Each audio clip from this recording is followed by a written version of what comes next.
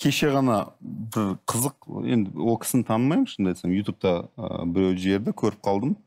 Қызық идея айтып жатыр да, біз мынау тұрған Димаштың өзін дұрыс қолдана алмай жатырмыз ғой дейді. Анау енді сұрап тұр журналист, неге десе, Димаш сыртта жүр дейді да қазір. Ән айтып. Ал мысалы дейді да, мысалы дейді, бір қазақтың наурызын бүкіл дүниеге көрсететін қолымызда мүмкіншілік бар дейді да. Мықты қылып қазақтың наурызын көрсетейік. Маркетингпен, сол жерде Димаш болсын. Қаншама дүниенің адамы өзі-ақ келеді ғой дейді да. Наурызда әкесін танытып, Димашта келіп бір нағыз наурыздың келбетін көрсетші.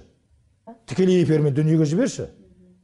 Қазақтың қандай екен, қалай мерекелей алатын, болмысының қандай екен, киімінің қандай екен, дәмінің қандай екен, оның психологиясының, оның өнерінің қандай екен, оның спортының қандай екен. Бәрі қызғатта миллиондап келеді турист болып. Роту! Зөл!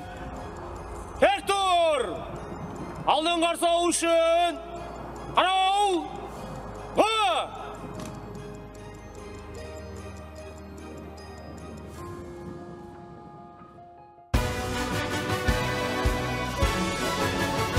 Алтын күн аспана, алтыннан аласа, ерліктің дастаны, еліме қараша, ешілен ертеген таңқама шықты ғой, намысын бермеген қазағым мықты ғой.